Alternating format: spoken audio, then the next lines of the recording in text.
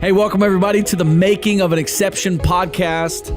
My name's Kirk Graham. I know this sounds pretty formal, the formal setup, but we've got a special guest, and I said this about a couple of our previous guests, but genuinely, when Tissel and I were talking about the beginning of doing the Making of an Exception and doing a podcast, this guest was on that first list because he's amazing. He's amazingly generous.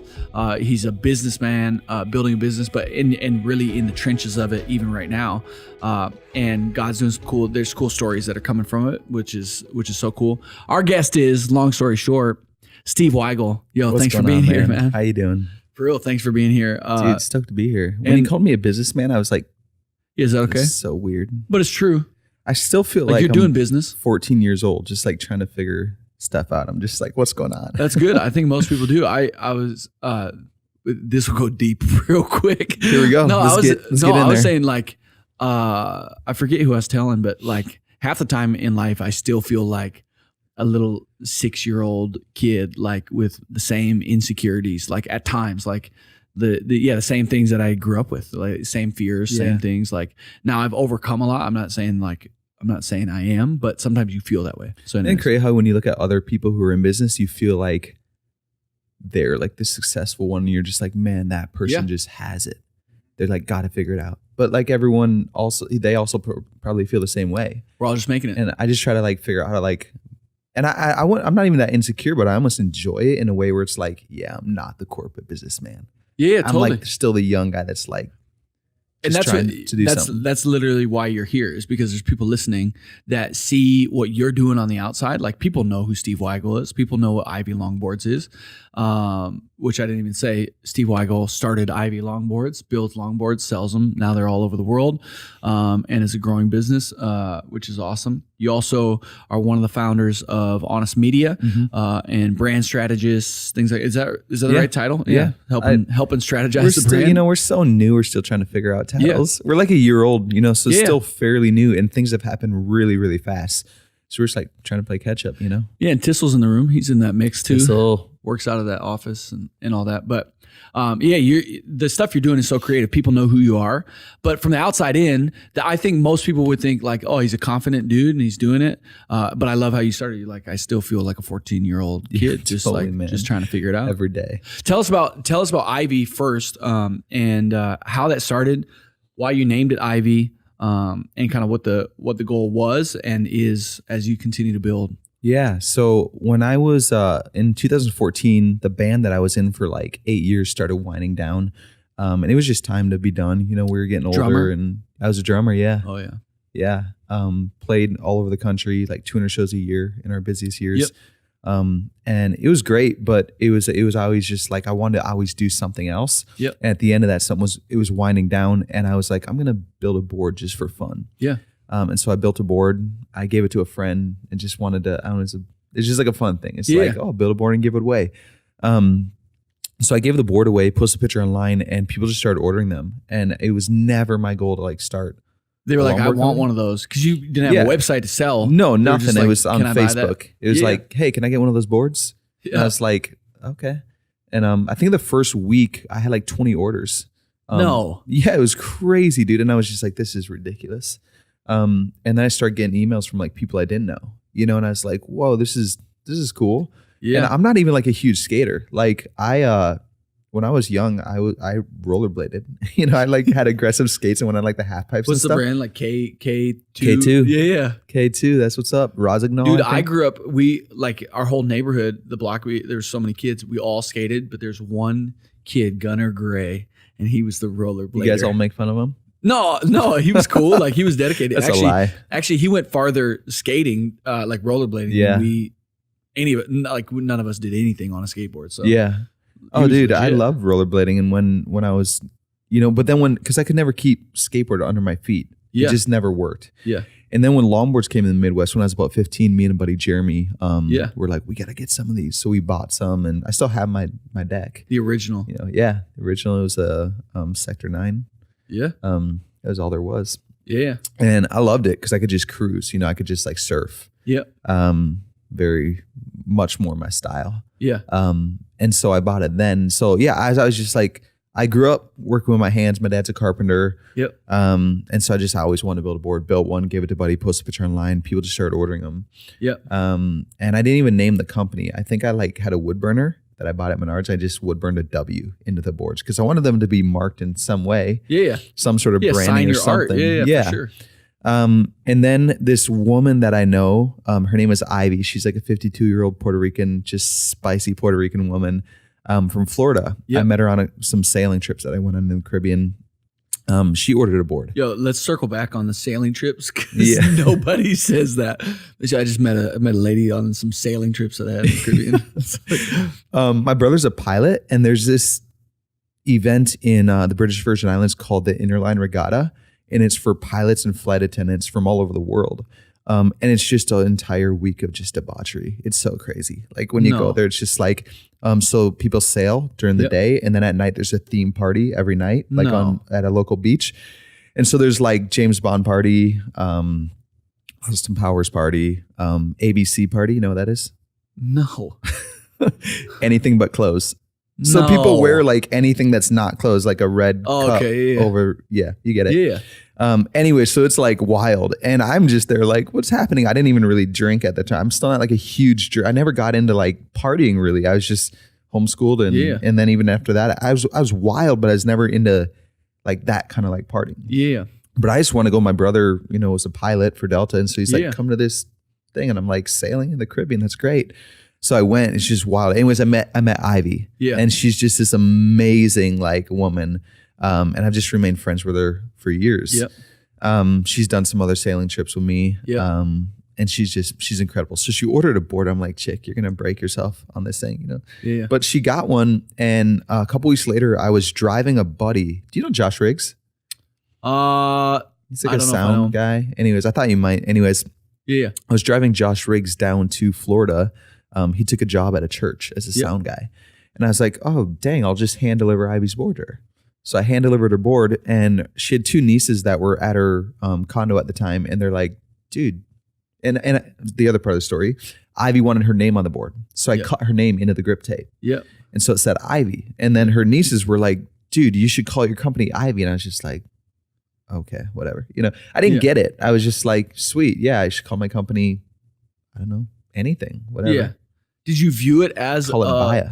Yeah. Baya. Yeah. Baya. There you go. Yeah. Did you view it as a company at that point, or was it just like it was like a hobby? Boards? Yeah. It's like, I mean, for the first, couple weeks, I was using the totally wrong kind of wood. I didn't know anything about it. I'm a doer to the point where I start doing before I even know what I'm doing. Yeah. I'll just like go and figure it out along the way. Yep.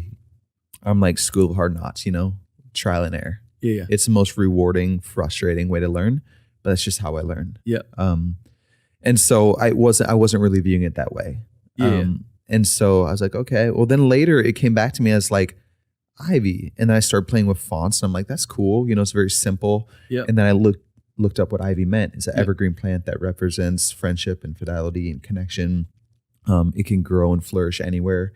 And I was just like, dang, like that's my heart is always people. So even in the band, drums were just secondary to traveling and meeting people from all over the country. It was just that was just my avenue to reach and impact people. Yeah. And so it's always been people. That's it. That's what it's, ever since I was a kid. And so I was like, wow, that fits everything I want to do in my life. Yeah. And maybe this could be a thing. So I started wood burning Ivy into the boards. Yeah. Yeah. So that's crazy. We have a daughter named Ivy. Yeah. We named it after your company. No, I'm just kidding. I was like, whoa. I know. I have a few. You know Luke Prosser. Yeah. I know. He has a daughter named Ivy, right?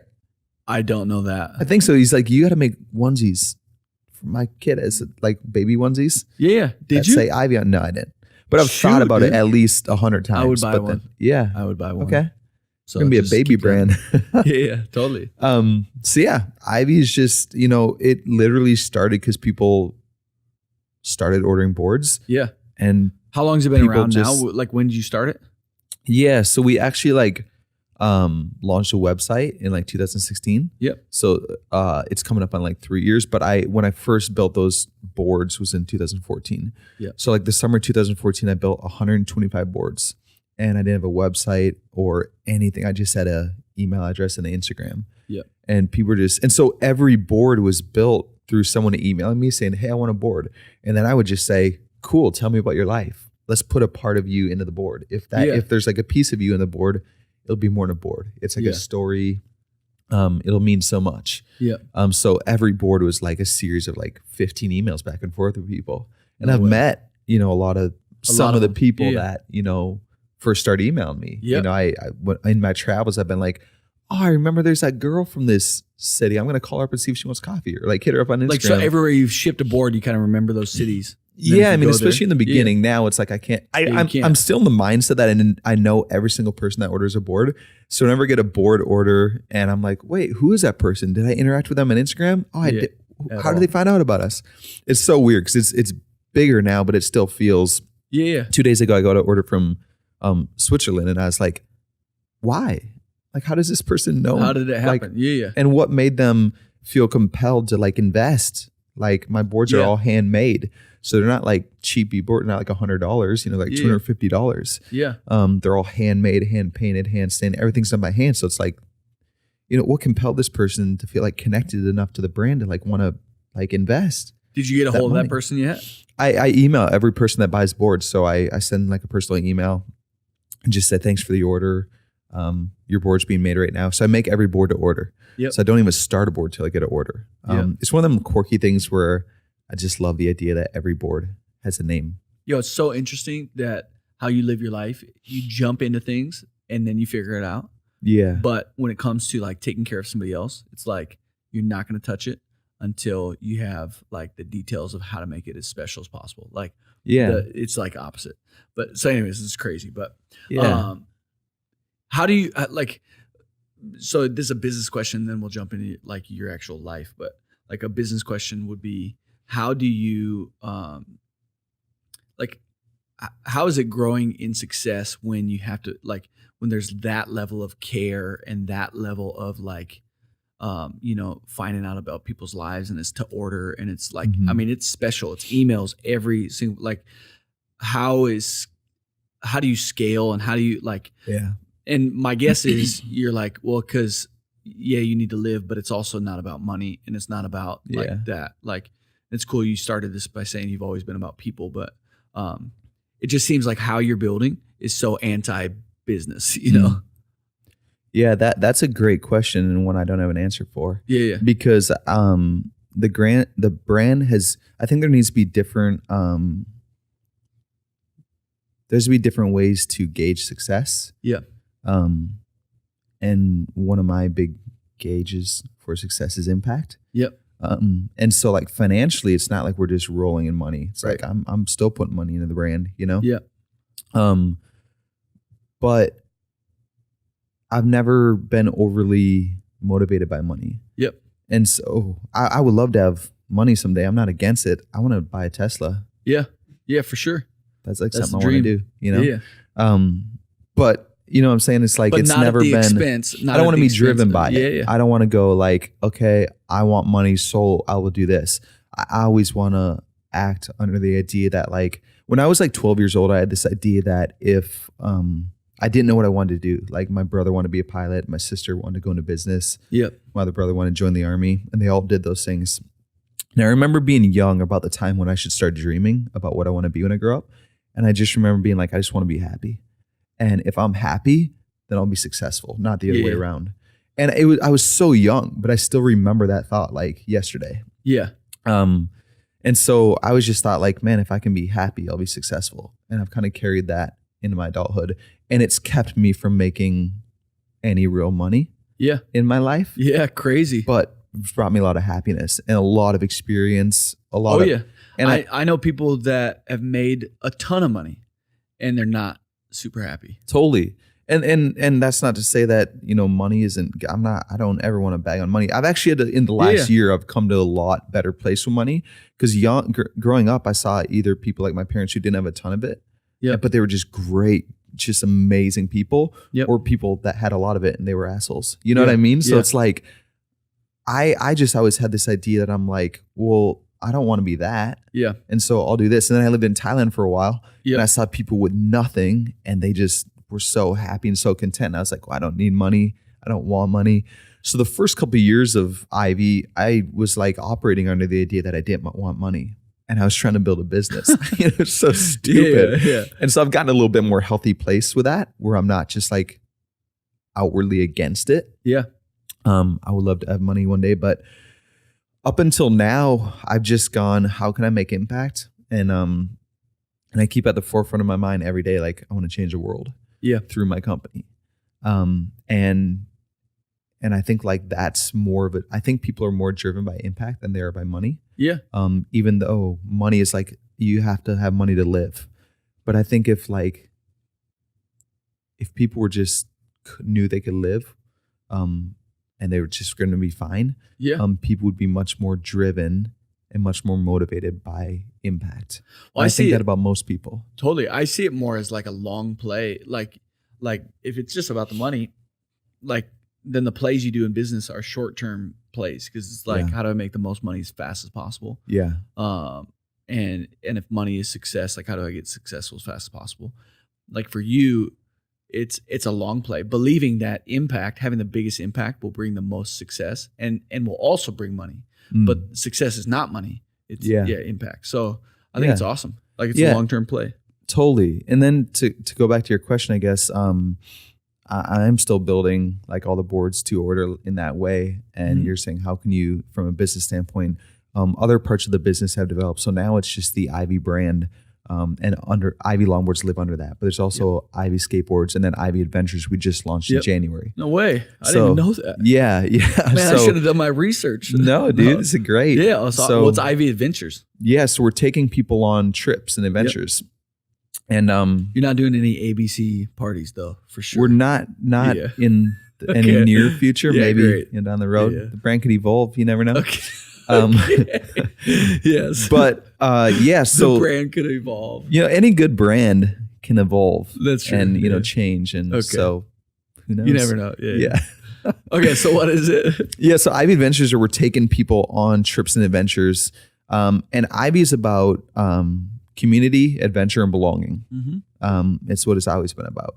And for a long time, longboards were just our catalyst to reach and encourage and inspire people. Yep. And to shape a culture of belonging, to build community, to have adventure. Yep. And so we're just like, man, there has to be more ways than that. Because like I said, I'm not even really like a huge skater.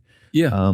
And my heart is just people, not longboards. Yeah. I don't care. I love longboards. It's great. And I love building them, like handcrafting them. It's like, I love it, but it was always about people again, similar to my band.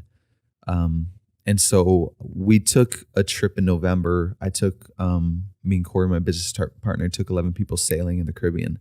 No way. And I've always done sailing trips with like, the kind of interline regatta type of vibe, with like just pilots and flight attendants from all over. It's like party vibe. And I always wanted to take a group of my peers sailing, just like my homies, like my friends. So we chartered a 50-foot catamaran and just took a bunch of my friends sailing. And the conversations that happened, the community that was built was just unreal. And it was an adventure. It was it was insane, and I just came back from that trip and went, Corey, we gotta do this through Ivy, because I was just kind of it was not under the ceiling of Ivy, it's just us, so it's like, we got to do this. So that was in November, and so by January we had kind of built out this idea of launching 4 trips this year. So we actually just got back from Colorado on Sunday. If you can see, my entire face is burnt. I just got fried. But so we were in Colorado, snowboarding, skiing trip.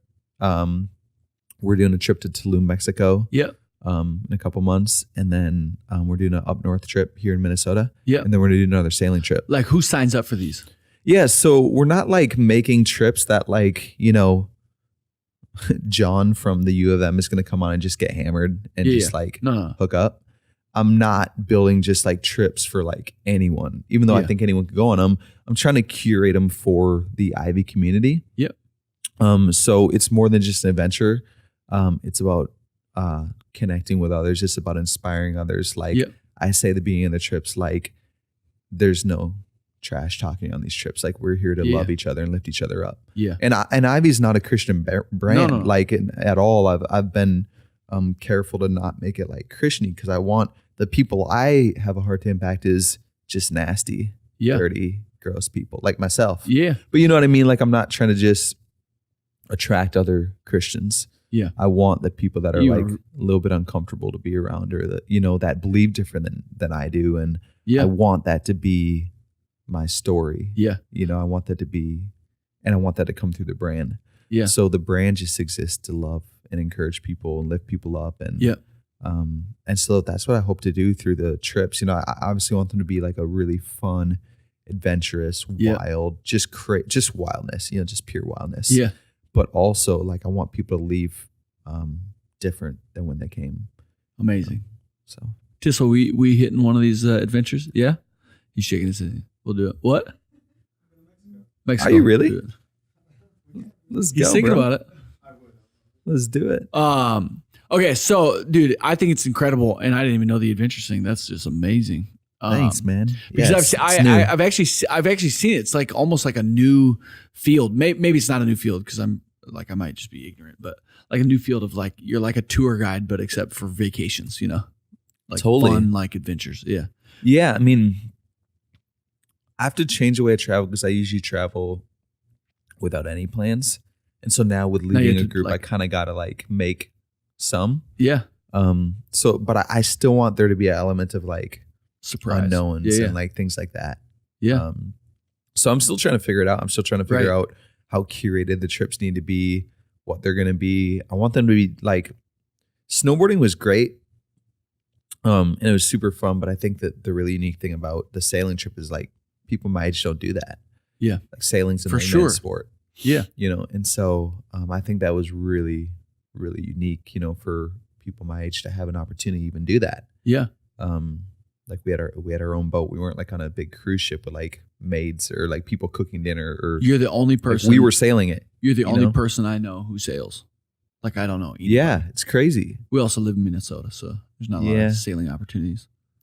I mean, you can go in Lake Calhoun, but it's not that fun. That's not true. It's fun. Anything that floats is fun. But living on a boat for a week is a whole different experience. Like the boat we had, you know, 5 bedrooms and 4 bathrooms. You know, it's like, that's you live on it, you know, for a week. So it's just it is still fun. You know, on just anywhere.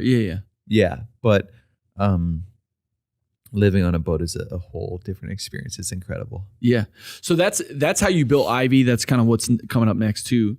And so I always like to kind of go back to the beginning. This whole thing I was telling you before, like the making of an exception is how you became who you are today, and who you are is awesome and is making great impact. Thank you, man. But you weren't always exactly as you are now, you know, and 6 months from now, you won't be who you are right now, you know? So, and that's the goal, is like continuing to progress and grow. And so talk about your family life growing up, like what was, and even your faith journey. Mm-hmm. What was that like growing up, and even with your siblings and all that, experience, like growing up in the church, maybe, you know, when, like, did you have a moment where you gave your life to the Lord? Like any stories like that of faith, you know, growing up in family life? Yeah. So growing up, my dad he was a pastor.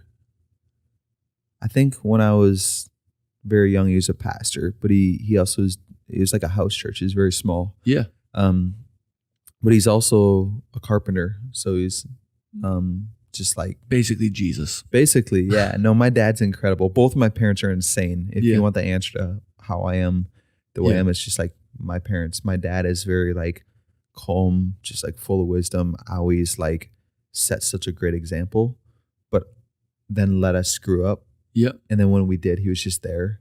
Yep. You know, and my mom is fierce, gritty. You know, she's 65, 66 maybe, and she's younger than I've ever seen her. She's like runs an organization that fights sex trafficking. Yeah. She's a legend, like absolute legend. So I think like the combination of my parents, I think I'm very much a bit of both of them. Yep. So yeah, growing up, my obviously that was so profound. I'm a bit of both of my parents. Yeah. No, but I always identified with probably like all my siblings were a lot like my dad, even just the way they looked. And then I was always very much like my mom, and just the way she's stubborn and gritty and just like fierce.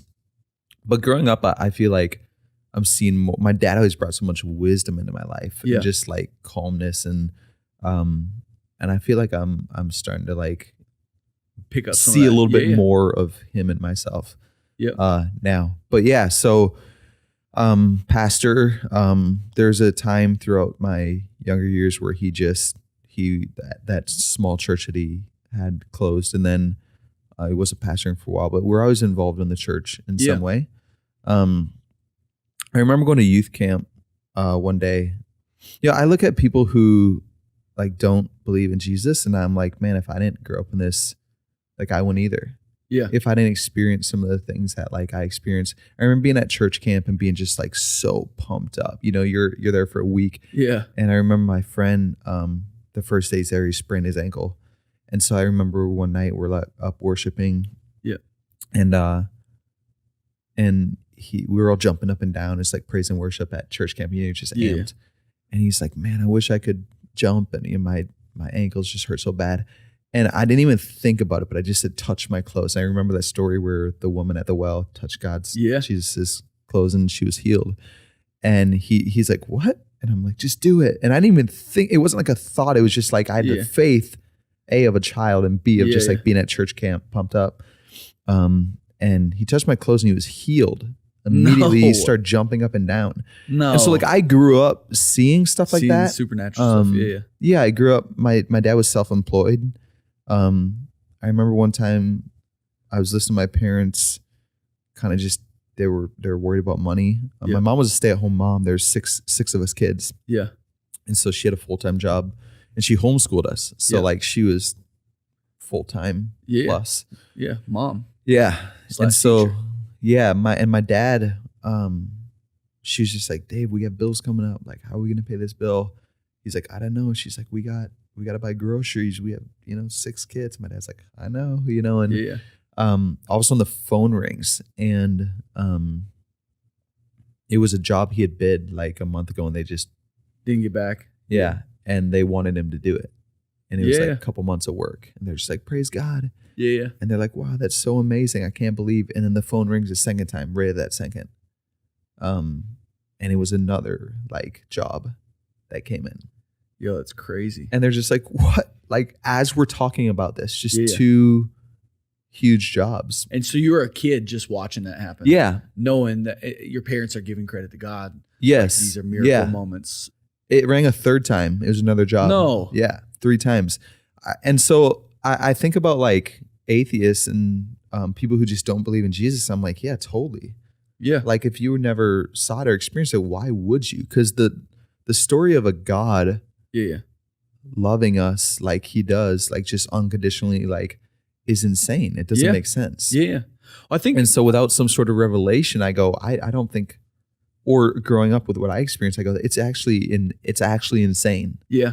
It made me think of, and I don't know if it's exact because I don't have the whole Bible memorized, but like the scripture where I think it was Jesus that said like, my sheep know my voice, and Tissel's nodding his head. Thanks. He's our theological backup. No, my sheep know my voice. Like the fact that like when you're raised in that stuff and your parents teach you a certain way and you grow up in it and you see miracle moments, like you start to recognize like God's working in your life, Yeah. But like, you're right. Like if nobody's taught any of this stuff, like how would they know? Like, yeah. And you're right. Like if you weren't raised the way you were, you probably would be just like most people. Like, not. Yeah. Because they're not, they don't know his voice, they don't know his working. They don't like it. And that's not a knock on people. It's like, they don't know. Yeah. Yeah. So I agree with you. Thank you. Yeah. You're welcome. So I guess we're like, I don't think about this very often. Yeah. About like what I grew up, my faith growing up And No, it's so cool. And those are just the two Yeah, stories that came to my brain when you asked it. I was it's like, perfect. man, Yeah, crazy. It's perfect. So, when from say those couple moments, like the camp moment, the miracle moments where your dad gets these jobs after like just trusting God to make ends meet, like what was like middle school, high school, out of high school, like your faith journey just on your own? Because like I'm a pastor's kid too. Like you grow up in it, and it's like the faith of our family. But then there's for sure moments where it's like, well, for me, it was like this is like I believe in it, but I'm going to do my own thing. Like I was arrested at 14, so like for a while I was doing my own thing. But there's a moment where it really became mine. Like this is like I actually believe this, And for you, what was that journey like? Like middle school, high school, out of high school, faith journey. Yeah, I'm still on it, I think. Yeah, good. I think there's I always hear people like that who had this crazy testimony where like they just went the total opposite way. Yeah, and they were just like, I mean, I wasn't like doing cocaine, but. Yeah, like you're getting not wild. That cocaine's I'm sure I wasn't killing anybody. Like maybe that's a better totally. example. I don't know. I didn't think that. Okay. Yeah, I never had a major rebellious moment. I've kind of always been rebellious subtly. Mm-hmm. But I never had this huge, like I said, in high school, I never, my mom's side of the family was pretty like alcoholic. And so I was just like, that will not be a part of my life.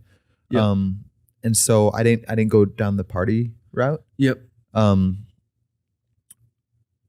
think that my faith is very simple. And so I've never been extreme, like gotten super wild, one way or the other. Yeah. Do you know what I mean? And I won't call myself.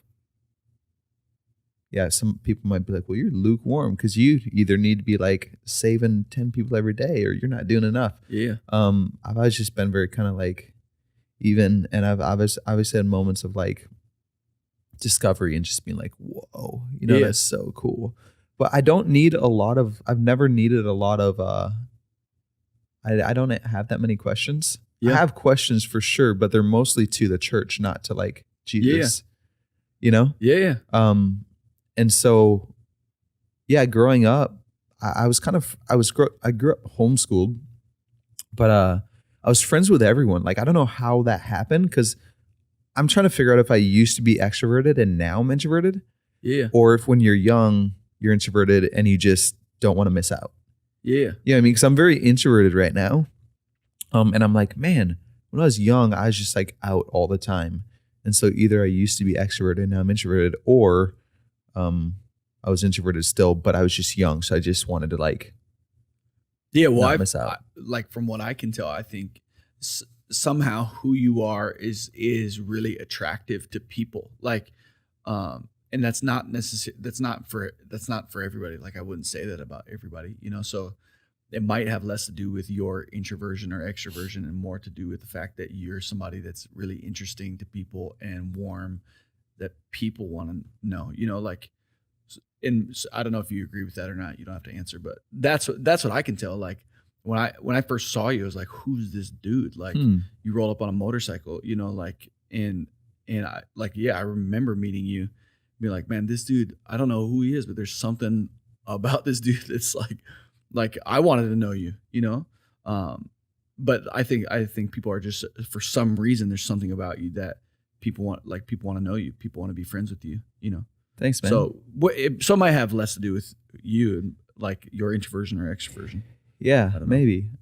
I was friends with I was friends with like the youth group, like Good Kids. Yeah. And then I was friends with like the homecoming, kings and queens. But then I was also friends with like the just losers, you know?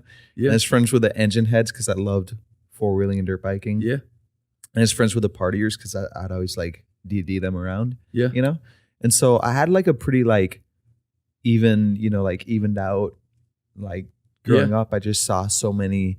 And I think that like, and then getting out of high school, I just always had a lot of different kinds of friends. Yeah. And I think I consider myself pretty nonconformist. And so I was always trying to like look at what anyone around me was doing and do something different. Yep. and question it and go like, why is this the like status quo? Why is this like a normal thing? Yep. And my parents, like, I was in a band for like 8 or 9 years, you know, before I started Ivy, and my parents never once were like, so, you know, this is cute, but like, when are you going to do something real with your life, you know? And so my parents just always were there supporting me, always. Like at the beginning of Ivy, there was times where I like couldn't buy food, you know, and I was just like, and they never once like sat me down and were like, all right, this is cute, but like they always like saw the picture almost better than I did sometimes, you know, and saw that there was like purpose. Yo, that's awesome. It's insane. No, I can account like every part of who I am to my parents or others for sure, you know, but not it out everything. And then like anything that I've ever done, you know, like I talked about starting Ivy, it wasn't because I just had this brilliant master plan. Yeah. Everything that I've done is because a door opened and I just like started walking. And I think that is my lack of desire to have like money success, I think, and then my knowing so core how I want to impact the world, which is just to love and encourage and inspire people, I think led to those things. Because I think there's opportunity everywhere. Yeah. But we get stuck in these ideas of like what that should look like. Yeah. And there's just opportunity like flying by us all the time, and we're just missing it because we're like, well, that doesn't look like what I imagine. Yeah.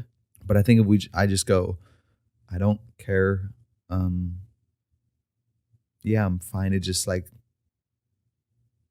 I just want to make impact on people. Right. And so whatever doors, you know, when the band was over, I didn't cling to that identity of being like a drummer, you know, and I was just like, great, that's over, what's next? And then the door opened to start building boards, you know, which is never a plan I had in my life. It was never my plan to be a musician either. Yeah. And I did that for 8 years. Yo, that's crazy because if somebody was to ask you, like, where would you, like, where do you see yourself in 10 years? The answer is probably, I have no idea. No idea. I hope I mean, I want to be 50 and have no idea what I'll be doing in 5 years. Yeah. You know, but I think, as long as we have some of those core values of like how we want to impact the world in front of us, then like it'll just get sorted. And if I can never buy a Tesla, that's okay too. Yeah. I love the grittiness of just like walking and what's in front of you, you know. It's awesome. It makes me think of like I've been thinking about the value of anticipation lately. Like it's not so much the like, man, so the Tesla example, it's not so much like I bought it and now I'm driving it. It was like the journey of what it took to get it, you know? Totally. And I think people think they're addicted to the getting, but they're addicted to the journey and the process of getting. But we like, for myself, so I always like, part of my issue is like, I want the upgrade. I want the next iPhone model. Yeah. I want like part of me wants the newest and the next and the and those things for sure don't satisfy. Like they're not like, they're fun, they're nice, like, but it's not like, it doesn't really do what you because there's all like, as soon as the next one's out, it's like you want the next one. Then you want that one. And but here's what I thought, oh, I'm addicted to those things. But what I really enjoy is the process of trying to figure out how to get those, you know, and so if I can just figure out, this is what I've been thinking about, is like, for me, a lot of the void and the tension in life is really, it's not going to get solved until I die, you know, like, and make it a heaven. Like, and there's no more tension or anticipation of, it's like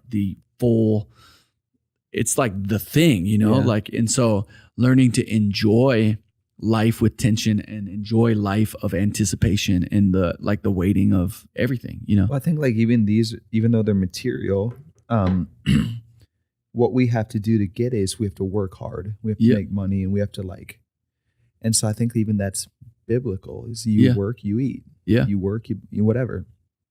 Growing up, my parents, you know, my first car, I had to buy it. And by the time I bought it, I had to be able to afford insurance because they weren't paying that either. Oh yeah. And gas. And yeah, totally. Yeah, totally. Once I wanted clothes cooler than like the hand-me-downs, I had to like buy them myself. And my first cell phone I bought, you know, and I was so annoyed because my buddy, he got everything. Stuff, you know, his parents just gave it to him. But I think that, you know, I can't say this for sure because I've never experienced any amount of massive success in my life. But I think anyone who has, at the end of their life, they'll tell you about like being in the trenches, being in the middle of it, trying to figure it out. And I've had a few people just be like, just enjoy where we're at right now. And I'm just like, you know, this a couple of years ago, I had this guy be like, just enjoy where we're at right now. I'm like, dude, I live at my skateboard shop. I don't have a vehicle. I can't even afford food. What do you mean enjoy where I'm at? Yeah. But, you know, I do, even in the middle of that, I was like, this is gritty and this is cool. Yeah. And I've always had this idea that sacrifice and connection go hand in hand. So the amount that you sacrifice for your wife or your family, or your vehicle, or your business, is directly connected to the amount of connection you'll feel to that person or thing. Right. And so when you sacrifice, it's a good thing. Yeah. It's a great thing because you'll appreciate it more. You'll love it more. You'll have a deeper connection to it. Yo, I love it. And your parents are awesome. And similar to the family I was raised in. The story I said, like when I was 14 and arrested, my dad had just left on a trip. And so my mom got that call and it's just like good. Like what Why'd you said, get arrested? Like 5 counts of theft. So I was stealing stuff. And so, I got arrested because the police planted money where I had been stealing it in our school, and it had invisible ink on it. Like, no lie, this is like, like CSI stuff. Sting operation. It was. And so my hands turned purple when I stole that money. And they had told everybody in the school, basically, all the employees, like, hey, when you see a kid walking around with purple hands, like so everybody knew that operation was happening. And so it was game over for me. So anyways, my mom got that call, and my parents are heroes too. And it's like, what you're talking about is how your parents basically parented you the opposite of maybe some of your friends, or how most parents do it. You know, like you got to pay for your car, you got to pay for insurance, you got to pay for gas, you got to earn it, you know, and you learn that lesson of like, the more sacrifice that goes in, the more care and gratitude and, you know, all that. The cops came to my house and my mom told them straight to their face, like, and it's because she loved me so much. She was devastated. It wasn't like she was like, I mean, she was angry, but like, and she goes, give him the worst his crimes deserve. Like, give him the worst, you know, whereas most parents are like, hey, like he's a good kid. He's a good kid. Like, I'll take care of it. Like, please, like we'll deal with it in the home, you know, please, like, don't, you know. My mom was like, no, give him the worst, you know? So like I remember that, you know, and just like everything you're saying is, there are moments in my life that I see my parents, they parented the opposite of how a lot of people parent, you know, and for you, same way. But you learn like some super valuable lessons. Like, that didn't happen again, you know, the same way. I did get arrested again, but not for, like, this is a whole different story. It's a bad deal. Dang it. It's like, so anyways, I feel like I had great parents, but that's what you're saying. You got great parents and stand on their shoulders. So no, I think it's awesome. You've lived in a couple different places. I did want to talk about this because I think it's awesome. You lived in a tiny home, and you lived in Thailand for a little while. Talk about those two experiences. Yeah. So, you built a tiny home. Let's start there. Yeah. So I lived in I bought, when I was really young, I bought a house in the cities. Yeah. And I owned it almost the whole time that I was in the band touring, and I had a bunch of roommates, so they paid the mortgage. Yeah. And at the end of that, I was just like, the band was ending. It was time to sell the home. I was just like over it. I was over being a homeowner. Yep. I bought it when I was 20. So from the time I was 20 till I was 29, as a homeowner, I was just like, I did things a little backwards. Like usually like 20, you just like do whatever you want. Then, you know, when you get a little bit older, you buy a home. I bought really young. And then like by the time I was like 30, so I was like, I'm just ready to I'm done. You know, so I sold my house, and I did only want to like change my location. I want to change like kind of the style that I lived in. Yep. And I've always loved tiny homes and just like dreamt about building one. And my brother Josiah, my younger brother, he lives up in Princeton, just like a mile and a half down the road from my parents' house where I grew up. Yeah. And he bought this old farmhouse that's like been totally redone. It's like Pinterest style, just beautiful. And he had this little garden shed on the back, like just like 50 feet behind his house. And I was like, bro, can I live in there? And he's like, what is wrong with you? But yeah, of course. Yeah. So it was already structure. I had to rebuild the roof structure. So it had a vaulted ceiling. So I could put like a loft up there. I built the loft. I reframed it. I put electrical in it. And then sheeted it and everything and finished it out. And I lived in there for 5 or 6 months. Yep. And then I ended up moving to Thailand. Yeah. And that was right when Ivy was getting going. Yep. And my sister, 2 years younger than me, she just wanted to live in Thailand and do work over there. And she ended up getting married to a guy who wasn't interested in that. And then when she's about 28, around this time, she got a divorce. Yep. And it was awful, but for the better. Yeah. She just is not a good relationship. And so she's 28 and she has a 3 and a 5-year-old. Yep. And this dream kind of comes like back to life. You know, this dream to live over in Thailand and help girls who are being sex trafficked. And she's just like, now or never, I'm doing it. Yeah. And like, I mean, she's the baddest, you know, she's awesome. She had kids, right? 3 and a 5-year-old. Yeah. Yeah. So she brought kids. Yeah. So she's like, I'm just going now or never. Like she put her house up for sale, sold everything she owned. She's like, I'm going to Thailand. Yeah. I'm just like, no, you're not, you know, like, what are you doing? Right. It's funny because my parents are who made us like who we are, just the kind of wild, you know, my whole family, my oldest brother now lives on a sailboat. You know, we're just kind of like wild like that. And my parents, it's funny because my parents were like, you can't do that. But then they're like, oh yeah, we instilled this like kind of spirit into you. Yeah. Wow. So Sarah decides she's just going and I had just gotten out of a band that I've been in for 8 or 9 years, sold a house I'd owned for 9 years. Yeah. And I had Ivy and Ivy was starting to like get some traction. But even that, I was just like, it'll be here when I get back or it won't. Yeah. I don't want to be tied to it. I don't want to be like owned by it. Yeah. And when I saw this opportunity to go to Thailand, support her and her kids and have an adventure, and I was like, yeah, let's do it. Wow. So I just, you know, left and went with her. And she was actually working for the organization called Destiny Rescue, which rescued kids out of sex trafficking.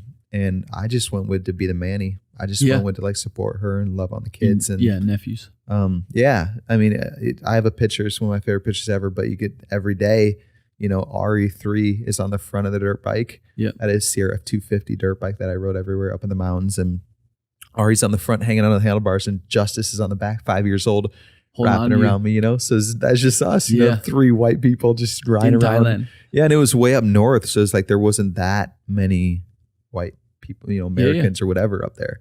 That was just us. It was our life. And I hiked mountains with them. I'd have one under each arm carrying them, or we'd go to waterfalls, or, you know, the experience they had was just incredible. So how long were you there? I was there 9 months. Okay. Sarah stayed for another 2 after I left. I had to get back because while I was there is when I linked up with my business partner, Corey, who's back here. But we kind of built out Ivy as more of a brand rather than just like me building skateboards in my garage or tiny home. And launched a website and all that. But yeah, while we're over there, I got involved in rescue work as well. So, I mean, I always want to do the most adventurous, the most dangerous, the craziest thing. That's just like what I want to do. Yeah. And so I wanted to do work in brothels where it's like actually part of like rescue missions and stuff. And everyone's like, you won't get that chance. Like, there's no way. Like, you got to go through training and all this stuff. But within like 2 or 3 months of being there, I got those opportunities, like going by. Wow. I got to be a part of a like sting operation we did with like arrest a bunch local of dudes. Police. Yeah. I got to go to Laos once where we were like meeting this girl undercover, and we were like in this like, it was crazy. You know, I got to do some like stuff that like, and that's what I want, you know. I think ultimately, like if my faith and my journey and just my life could look like that, I'd just be stoked. Yeah. there has to be some level of Well, and risk.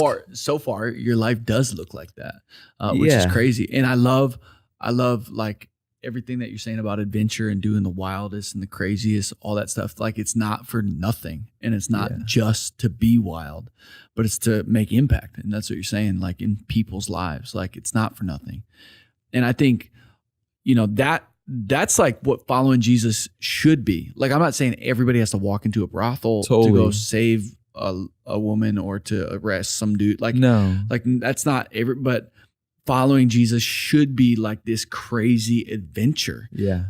And there's Christians even listen to this, like they haven't had an adventure in a long time. Yet I believe God is calling us to that. Like no matter where, if you live in rural Minnesota, you live in the suburbs, you live in North Minneapolis, like there's adventures all over. Now I'm preaching, but like I love it. Like there's adventures, and that's what you're saying. I love that you're just attuned to it. It's like you dropped everything and built a tiny house. You dropped everything and moved to Thailand. You dropped everything, started a brand and a company, and you're living in the warehouse of where you're like you're making it happen. Like it's just awesome. But there's Christians that have been Christians for decades, and they haven't had an adventure for a long time, Yeah, I hope that more than like I never want people to think like me. If we all thought like me, we'd be in so much trouble. Yeah, you know what I mean. Like it's never my goal to be like, well, I went. Yeah, be like me. Yeah, I visited a man in prison in Bali, so you should too. Yeah, I went to. You should too. I hope that people like through anything I say or do or anything, people just go, yeah, it could look different. Yeah, there for sure is adventure for everybody. Like there is, like God's calling you to do something. Totally. And it's not to do nothing. Totally. And so I interrupted you, but no, that's great. I agree, man. I agree. Everything about you inspires me to be adventurous, and to look for God and be available at all times, like I love that you said, like, I don't want to be tied to it. Like, I don't want Ivy to own me. So it'll like, I'm going to go to Thailand, and if it's there, when I come back, and it almost sounds so irresponsible. Yet if God's telling you to do it, like, then you got to do it. Yeah. And even if he's not, it's like, go do, I just think that our identity is like, can't like be tied in like what we do or what we achieve. Yeah. As being like who we are, you know, and that's hard because we live in a society that's so like works-based, or a culture is just so like, what do you do? Yep. What'd you build? What company do you own?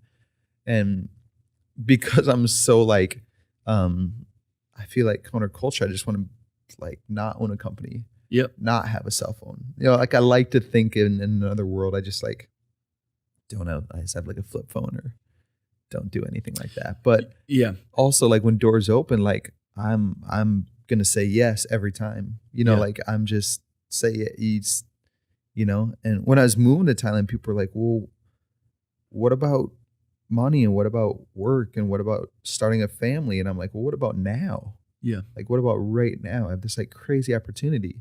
Yep. I want to honor that, I want to honor when like life shows up that you're just like, yep. Yeah, I'm here. I'm ready. I think it's awesome. Even what you said, like life shouldn't be about, it's not just about all that we do and achieve, but it's about who you are, and it makes me think too, like, and maybe this is some of the rub, like, and I don't want to put anything on you, but like the rub of like, you said earlier, I don't have a lot of questions for God, but I have a lot of questions for church. Like this would be a whole nother podcast, but but like there's a lot of church people that their identity is in what they do for the kingdom, and for God, which is cool. Like it's good stuff. Like even as I'm talking, I would be somebody that's guilty of that from time to time, of same. Like I want to, because I want to do things for the Lord and I want to be who he created me to be. sometimes I get caught up in like, now I did that, or I achieved that, or wow, that was awesome. And I lose track of like, I'm a son of God, like that's where my value is. Mm-hmm. That's like the Without value. any works. Yeah. I get caught up in that, and even, so this is more therapy for me, but no, it's great, man. It's good. Yeah. It's so encouraging because it's so much easier to follow Jesus than we make it. And I think if like we know Jesus, like we really know him. Yeah. And that doesn't mean like we know all the Bible verses and we attend church every Sunday and we like volunteer. Yep. If we actually know Jesus and who he is, then people will actually literally meet him through us. Yeah. And all we have to do is go meet them. Yep. And then like through us, they'll like meet Jesus. Yeah. And it's so simple. It's like crazy. It's crazy because I believe that. Like I believe that we complicate it at times, and following Jesus should be, it's more simple. At the same time, it costs you your entire life, the Bible, like so many things about like dying to yourself. Like you don't just get to live based on your feelings and based on, like that'll kill you, but you like die to yourself, and you're living now, not unto yourself, but you're living for the Lord in everything that you do, and not just like this 5-year plan, but like now. Like I love that about you. It's like I've seen like even through social media, like you'll see a need and you'd be like, well, like I don't have all the but I'm going to give you everything I have, and like I'm going to get everybody else to give like, and that's why the way I introduce you as being generous is because I've seen you like in a moment just kind of drop everything to help somebody else, which is another inspiring thing. It just, I guess, again, this is more of a therapy session for me, but following Jesus, what you're saying is more simple. At the same time, it costs so much, which doesn't necessarily complicate it. It's just like, yeah, I'm talking because I'm a pastor and still trying to do my best to just be a son of God, but also to do as much as I can for him, but not get my identity out of the things I do for him. But my identity is just the fact that I'm his, Yeah, no, it's so good. And I say a lot of this stuff, completely aware that a lot of it is probably flawed thinking. And I'm still just learning. I'm still just learning like what all this means to me. And I don't think I have the answers. And this is just like things that are like in my brain at this second. Yeah. I'm not like a super, I don't I love feel it. like I'm very you're like not super across calculated. As, like, I'm just tough like or arrogant. You're not. Cool. Yeah. Love that. There's a humility in what you said about who your dad is. Like there's a gentleness in you and like a wisdom in you, like in how you're presenting like what you think. Also a fierceness in you as well. Like what you talked about your mom. My mom. So, which is cool. Dude, I just appreciate your spirit and everything that comes out of you, whether it's flawed or not. Like we're all flawed. Yeah. Like we're all we're all Yeah. figuring it out, So I just appreciate who you are. Thanks, and how man. you live is really inspiring, and I watch a lot of it through, whether it's through social media or through friends telling me stories about you, because we don't intersect as much anymore now that I'm in the suburbs. But dude, there's 2 years ago, I was going through like a pretty rough time, and I wasn't going to River Valley at the time, and it came once, and I walked up to you afterwards, and I was like feeling like, oh, this community is just like not my jam. Like this, no one wants me here. Like I'm an outsider. Like I usually feel that way. That's not just River Valley specifically, but I just usually feel on the outside. Yeah. And I came up and said hi to you, and you're like, dude, you're making so much impact on this community without even being here. Yeah. You're like, every time I talk to someone, they like breathe. And dude, that was one of the most encouraging. I just thought of that. I don't know why you were talking about like, and just the way you like spoke that to me was just like the craziest thing. I was like, what? Yeah. In my mind, I was like just a nuisance or something, You're not. Yeah, and you're not. The way you just like spoke something in me, and I didn't even attend your church. You just, you weren't like you were just like speaking life to me, dude. And that's like so simple. It's so good. Yeah. Thank you for that. Yeah, you're welcome. You didn't have to say that, but for sure. I appreciate it. It's crazy, but that's like what I know of you too. Thanks, man. And not like we're like close friends, but in those interactions, like they're like so memorable, so meaningful, and it's good. Thanks, bro. It's awesome. No, for real. Thanks for saying that. 2 questions before we leave, because this has been a hard hitting show, and actually I'm thinking about a lot, so I got to wrap it up. It's good. Maybe we'll do a part 2 someday. It'd be awesome. Maybe my voice will be. I was a little bit sick, and I was like, "Oh, sweet, my voice will sound deep and sexy." Yeah. But nice, it's mostly just going away now. No, you're good. Okay, 2 questions before we close. Bring a little bit more energy. What's your favorite book of all time? Love Does. Love Does, Bob Goff. Yeah, dude. And I know that's like maybe okay. I bought Everybody Always, and it's been sitting in my bookshelf for 4-5 months. Yeah, when it came out. Ever since it came out, it's been sitting in my bookshelf, and I haven't read it because once I read it, then it'll be over. The anticipation of, dude. What did we talk about? We talked about. No, I'm serious. I haven't read it yet because I'm like, I don't want to read that because then once I read it, it'll be over, and then I'll just be like, I'll have read it. He'll write another one, man. But Love Does, bro. Love Does. I've probably like bought 50 times because anytime I meet someone who hasn't read it, I just get on Amazon. I go, you got to read it. Yeah. It's like my Bible. I'm really bad at reading the Bible, but I'm good at reading Love Does. But there's something about the stories he tells. And just all of his stories are biblical. Dude. Awesome. Yeah. A few of my friends called me their own personal Bob Goff, which to me is like the biggest compliment ever. I hope that, like, man, if I could be as cool as Bob Goff ever, I'd just be so stoked. He's just such a legend, man. He just like does. He is, yeah. You know, he's like, kids, write a letter to leaders all over the world, and if they answer, we'll go there. And I'm just like, yes, dude. It's crazy. It's so awesome, the impact that he's left on his kids and so many others. So Love Does. Yeah. And then it's a good book. And then here's the last question. You ready? Or were you going to say another book? No. All right. Last question. Or what were you going to say? Stop it, dude. Stop messing with me. I'm reading. You're here, dude. Tell me. I'm reading Steve Jobs' biography by Walter Isaacson right now. Yeah. And it's the craziest thing because he was very nonconformist. And he also wasn't a nice person. He was an asshole. And he's changing the world. You know, literally changed the world. Yeah. Not changing. He's dead. You got his phone right there, dude. Dude, it's crazy. And not just that, but Pixar. And then like the way he brought music to like people's pockets. And I mean, he was very nonconformist. And I always see my nonconformity as like something that would like disconnect me from business. Yeah. Like, oh, I'm nonconformist. So like I don't fit into the business world or that. And like he just took his nonconformity and just like used it to propel him in business. Yep. And just the way he just, man, it's incredible. So that's another book that I'm reading it right now. So obviously I'm like a little bit, you know, in it, but it's just like massively inspiring for anyone who's entrepreneurial or dreaming big or wanting to change the world. It's just like, whoa, this guy was like.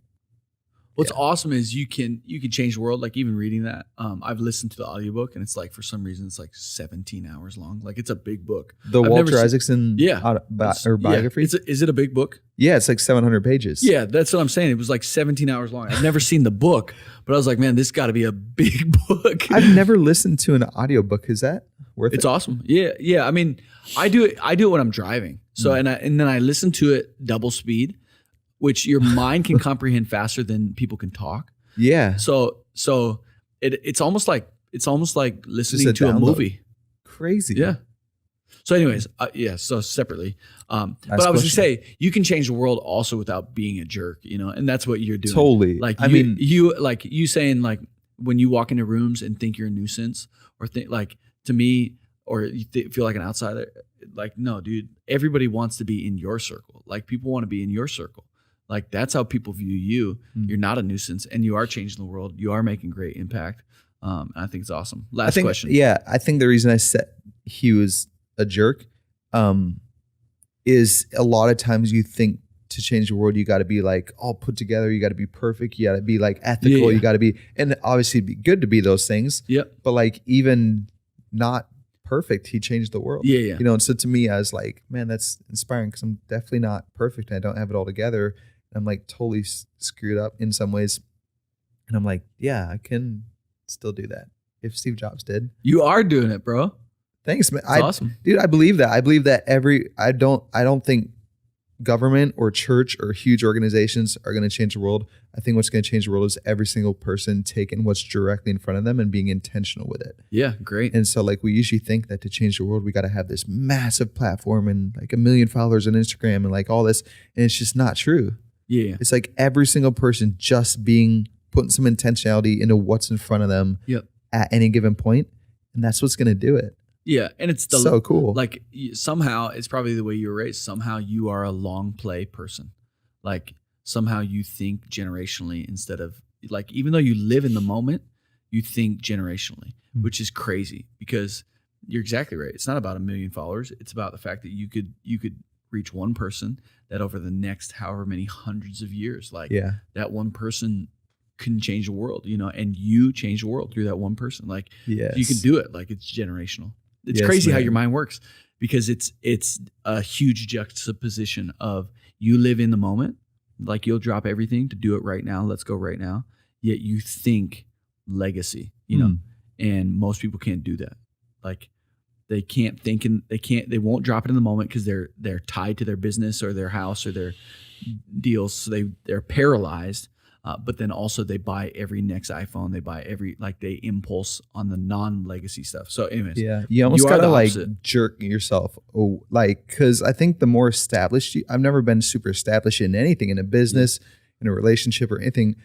But the more you get that, I think the harder it is to drop and go. Yeah. And so like you got to exercise that muscle. Sometimes it's not natural. You got to exercise a muscle. It is a muscle. Yeah. You got to be like spontaneous and you got to be like risk taking. You got to be, Sorry. Last question. Last question. Here we go. Anybody following in your footsteps, what's one piece of advice that you would give them? I literally don't have any. I don't have an answer for that. They just listened to an hour of your story. Yeah. And so there's a bunch of points they could pull out, but just listen to the dang podcast. I know. Again. No. Well, if they made it this far, they did. But no, here, I'll frame it up a little bit better. Say there's some young dude that feels like so far, maybe he's in high school, maybe he's a young adult or whatever, but it feels like his whole life he's been on the outside, but he wants to make a difference in this world. Like what are you going to say to that kid? Yeah, you belong. Yeah. It's something that we put on like our shirt tags for Ivy and something we like say all the time. And it's just you belong. And that's different than belong is different than fitting in. Yep. Because you don't have to fit in order to belong. You just do. So good. And it's so simple. It's not like but I think, growing up, I just felt on the outside. I just felt like all my closest friends, even my group of my closest friends, all shared some deep-seated connection that I wasn't a part of. Yeah. And I actually don't even necessarily think that's not true. I think it is, but that doesn't mean that I didn't belong. It means that I was different than them. Yeah. And because I was different than them, I had something they didn't, and that's a positive, not a negative. Yep. And so I think like we generally think that if I still in business today, I it happened the other day where every single one of my business partners agreed on something that I didn't see the same way. And at first I was like, what's wrong with me? And it's like, dang it, no, that's actually valuable to think differently than everyone else. Yeah. Not invaluable. Totally. And so, I mean, the at the most basic form, I would say you belong. And then I would also say, shoot me a message and let's talk. Cause I think that it's a lie. Yeah. If you feel like you're on the outside and also slow down and rest. I think like owning, 2 businesses and just being like nonstop. I think people generally think that I'm just like the Gary Vee type, like hustle, grind, Yeah. And so kids are always coming to me and trying to talk in that language. Yep. Like it's all about the hustle. It's about the grind. I'm like, no, it's not. Yeah. Like it's about rest. It's about like stopping for that one person. Yeah. It's about like sitting with someone in the street and just like you're in the store and buying them a meal. Yes. That's what it's about. Yes. And yes, work hard And like I love working hard. I grew up picking, Yeah. when my first job was picking rocks out of a field. You know they do that? Yes. Like out in the country? Yeah. Like they hire kids to just pick rocks and put them in a pile so they can plant crops. That was my first job and I loved it, you know, and I love working hard. But it's not what it's not. It's not. That's not what important. life's about. Yeah. No. And so you belong and work hard, rest often. Yo, it's awesome. It's not about the grind. Thanks for being here. Dude, thanks for being on having the me, podcast. man. Yeah, I'm so stoked that it actually happened because we thought about you before season 1 even started. So It's crazy. Thanks for I've being watched here. all of your podcasts. I'm just like, oh, these people are so cool. dude, and now you're one of them. Thank you. You belong. Thank you. Yes. Awesome. Hey, thanks so much for watching. If you've enjoyed this, we'd love for you to subscribe to this channel. We've got new episodes releasing every single week. We'd also love to hear your questions or comments. You can comment below. You can also find us on Instagram at Exception Podcast. And I want to give a quick shout out to our producer, Tissel. My name's Kirk Graham, and we'll see you back next week.